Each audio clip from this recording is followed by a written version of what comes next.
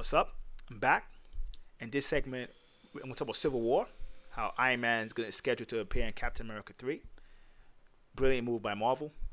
When I first heard this, I think last weekend, Friday or Saturday, I didn't like it at first because I've been into the Infinity Gauntlet. I'm kind of wanting them to do that. But I think when you combine both, because you got to understand, you start Civil War, you could actually run it on both because don't forget, because the thing with Marvel is everybody kept saying the anime sucks, the TV shows suck. Sorry to say, Agents of Shield, haven't even watched it. It doesn't even seem like that bad of a show. I just can't watch it. I just can't watch it, right? So when you compare that to Gotham and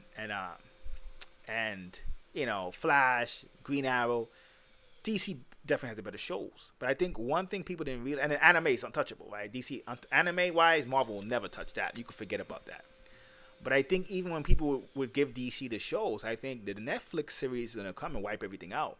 Because I think when you're creating, you could create Netflix. Like look at some of the Netflix shows.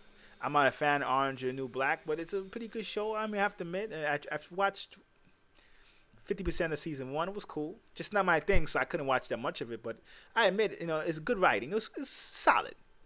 And when you look at it from a certain aspect, the Netflix shows are becoming their own entity.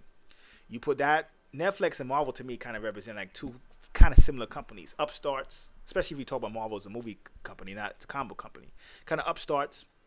And I think when you confuse that, there's no question it could smoke anything that a regular cable would have. So I think they had Daredevil in Comic-Con, some pictures, and they said, heard the crowd loved it.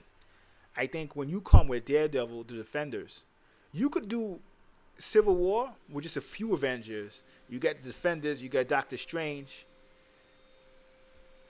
That's a Civil War. And you want to put all the Avengers, you can. But it's the flexibility that they're starting to have now that, in a sense, is making them almost unstoppable. I think it could have been easier to say, let's do Iron Man 4, but I think Iron Man, Robert Downey Jr., Tony Stark, I think their best role is to be that staple side piece that you just see in Marvel. Kind of like Nick Fury. You look at the Avengers movie, he don't got no powers or anything like that, but he represents continuity. Like when you look at it, Thor, the previous movies, he made appearances, right? He was a kind of a way for them to kind of pace people to Avengers, even though he's not really a person who's going to be a superstar. Tony Stark can be that guy. When you think Marvel, he makes an appearance. Even when you have Captain America 2, the villain tells, I think, Nick Fury, hey, I want you to bring Iron Man for my daughter's birthday party. Because when you think Marvel, you think him. Outside of making an Avengers movie, Iron Man is going to be the most popular. So I think when you put him in Iron Man and Captain America 3, oh man, Cap 2 did great.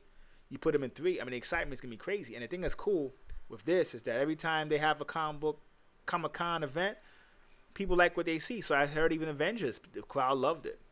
And the cool thing is, even though the mainstream audience loves comics, you can tell the energy of the comic audience is the one carrying comic movies, which I think is why they're coming out so well.